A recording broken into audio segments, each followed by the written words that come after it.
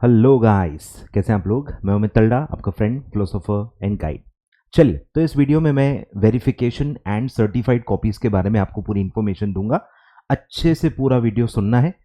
वही बातें क्या है ना, बच्चे अलग अलग जगह पूछ रहे हैं, जबकि हर चीज़ बहुत अच्छे से वीडियोस के थ्रू बताई जा रही हैं, समझाई जा रही हैं। तो आई डोंट नो लोग पूरा वीडियो देख के अच्छे से फॉलो क्यों नहीं कर रहे हैं। ठीक है, तो मेरी रिक्वेस्ट है आपसे, चैनल सब्सक्राइब कर लें, बेल आइकन दबा दें, आपको सारे नोटिफिकेशंस अपने आप आते जाएंगे और जो भी रेलेवेंट वीडियोस है आप चेकआउट करके पूरा देख सकते हैं।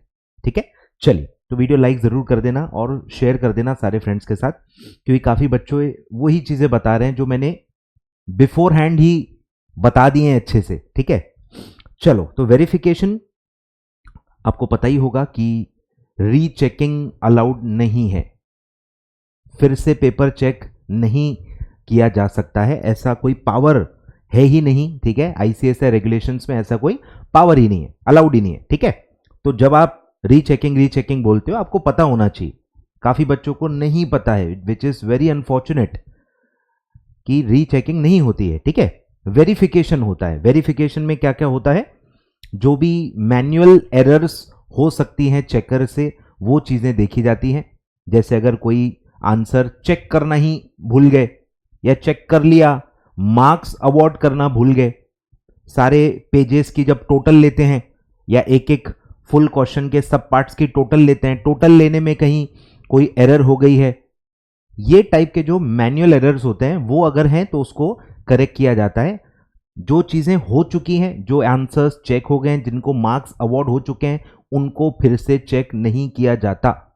ठीक है, चलो, तो आई एम वेरी क्लियर कि जो वीडियो ये देख रहे हैं उनको अब बेसिक पता चल गया है। तो वेरिफिकेशन किनको अप्लाई करना चाहिए? वेरिफिकेशन उनको करना चाहिए जो कुछ ही मार्क्स से फेल हुए हैं या कुछ ही मार्क्स से उनका एग्जम्पशन रह गया है, तो उनको डेफिनेटली ट्राई करना चाहिए। ये मतलब मन की संतुष्टि के लिए है। एक्चुअली क्या होगा, कुछ भी नहीं बता सकता है कोई। कितने मार्क्स बढ़ सकते हैं ये भी कुछ भी नहीं बता सकता कोई।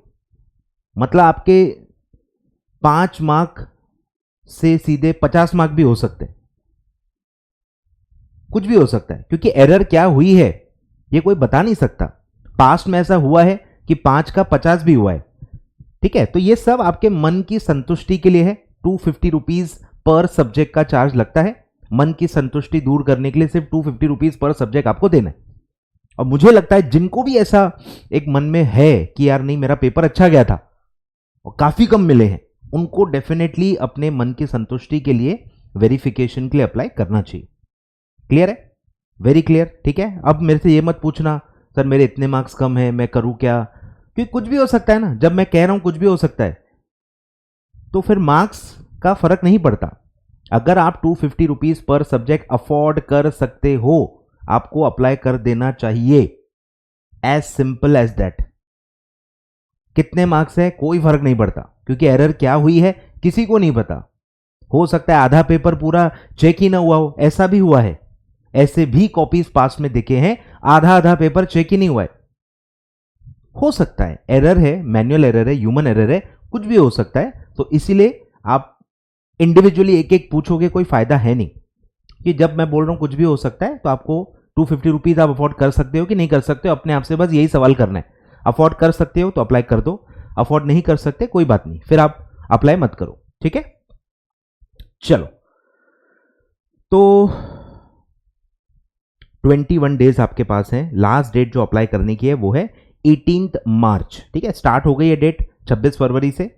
18 मार्च तक आप चाहो तो अप्लाई कर सकते हो फॉर वेरिफिकेशन ऑफ पेपर। ठीक है, 250 रुपीज पर सब्जेक्ट लगता है। ठीक है, ऑनलाइन आपको अपने जो आपका जो आईडी है उसके थ्रू आपको अप्लाई करना है। आपके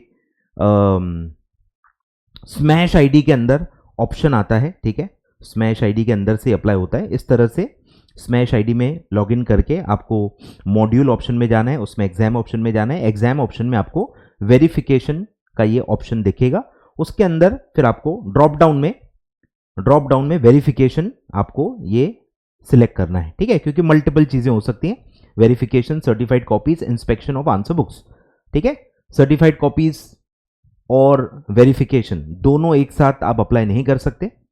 क्योंकि सर्टिफाइड कॉपीज अगर आप आईसीएसआई के थ्रू 500 रुपीज दे के मंगवा रहे हो तो उसके अंदर वेरिफिकेशन ऑलरेडी इंक्लूडेड होता है।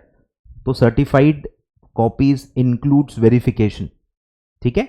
आपको सिर्फ वेरिफिकेशन कराना है, आप वेरिफिकेशन करा लो, क्योंकि कॉपीज तो फ्री ऑफ कॉस्ट इंस्टीट्यूट भी अभी दे रहा है। कॉपीज तो आरटीआई से 10 रुपए में भी आप मंगा सकते हो, कॉपीज इंस्टीट्यूट भी डायरेक्टली फ्री ऑफ कॉस्ट भी आपको दे रहा है। तो सर्टिफाइड कॉपीज, अब ये जो ऑप्शन है 500 रुपीज वाला, ये तो इंस्टीट्यूट ने भी हटा ही देना चाहिए। आई डोंट नो अभी तक ये क्यों है, ठीक है, शायद हट भी गया होगा, I am not aware. Clear है, चलो। और इंस्पेक्शन मतलब आप नोएडा ऑफिस में जाके फिजिकली अपने पेपर्स देखना चाहो तो वो भी आप देख सकते हो, जो कि मेरे को लग रहा है मतलब फालतू का ऑप्शन दिया हुआ है, कोई बात नहीं, ठीक है। तो वेरिफिकेशन वाला ऑप्शन आपको अप्लाई करना है, फीस पे करनी है, खत्म। अब सर समय कितना लगता है, कब पता चलेगा? लगभग 2 महीने लगते हैं सर, 1.5 से 2 महीने। आपके बार बार पूछने से वो जल्दी नहीं आ जाएगा। 1.5 से 2 महीने के बाद ही वेरिफिकेशन का अनाउंसमेंट आता है कि भाई चेंजेस हुए नहीं हुए, आपको डायरेक्टली कम्युनिकेशन आ जाता है, उसका ईमेल आ जाता है। क्लियर है, मतलब इस बीच आपको एग्जाम फॉर्म भर देना है, अपनी पढ़ाई चालू कर देनी है, सब मतलब भूल जाना है कि वेरिफिकेशन के लिए आपने अप्लाई किया था। आपकी पढ़ाई, आपका एग्जाम फॉर्म सब आपको भरते जाना है। अगर वेरिफिकेशन में आपका पास हो गया, आपका रिजल्ट बदल गया, तो जो फॉर्म आपने भरा था उसकी फीस आपको रिफंड हो जाएगी, उसकी कोई दिक्कत नहीं है, ठीक है। चलो, तो ये सब है वेरिफिकेशन के बारे में जो मुझे लगा आपको बताना चाहिए।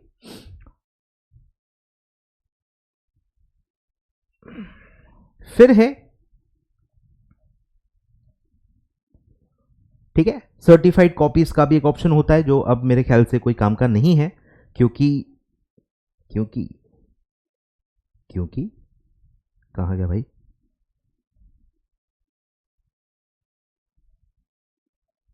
हाँ, क्योंकि सप्लाई ऑफ कॉपी, ठीक है, खुद इंस्टीट्यूट ने फ्री ऑफ कॉस्ट देने का ये सब किया हुआ है, चालू किया हुआ है, क्योंकि सब लोग अब आरटीआई से ही मंगाते हैं, 10 रुपए में कॉपीज आज मिल जाती हैं। तो इंस्टीट्यूट ने आपको फ्रीली, डायरेक्ट इंस्टीट्यूट डायरेक्टली ही आपको ये देता है, ठीक है, सब कुछ लिखा हुआ है। देखो, इसकी लास्ट डेट लिखी हुई है 45 days from the declaration of results, यानी कि 10 अप्रैल तक आप copy free of cost institute से डायरेक्टली बुला सकते हो। मतलब मैं तो कह रहा हूं हर बच्चा जो फेल हुआ है, उसको कितने भी मार्क्स मिले हो, उसको ये कॉपी जरूर बुलानी चाहिए। अब आपके पास क्या रीजन है? पहले 500 रुपीज लगते थे, फिर आरटीआई का चालू हुआ, जब पैसे ही नहीं लग रहे तो कॉपी बुलाने में क्या दिक्कत है? कॉपी देखो, खुद को भी आपको पता चलेगा, अपने टीचर्स को दिखाओ, अपने फ्रेंड्स को दिखाओ, थोड़ा आपको अगले अटेम्प्ट में कैसे आपको इंप्रूवमेंट्स करना है वो आपको पता चलेगा, अपने एरर्स पता चलेंगे। क्योंकि देखो कैसा होता है ना, सिंपल एक बात बताता हूं, आप अपने लिए अच्छा ही सोचोगे कि मैं अच्छा लिख के आया था, मैंने तो सब कुछ अच्छे से लिखा है, पर वहां आपने क्या लिखा है वो सिर्फ आपको ही पता है और इंस्टीट्यूट को पता है। आप अच्छा अच्छा ही बोलोगे, आप ये नहीं बोलोगे कि मैंने बहुत ही घटिया आंसर लिखे थे, मैंने तो स्पेलिंग मिस्टेक्स की हुई हैं, मेरी तो हैंडराइटिंग समझ में ही नहीं आती, या मेरा ग्रामर बहुत ही खराब है। आप खुद होके कभी ऐसे पिन पॉइंट नहीं करोगे, वो पेपर देख के सबको समझ में आ जाएगा।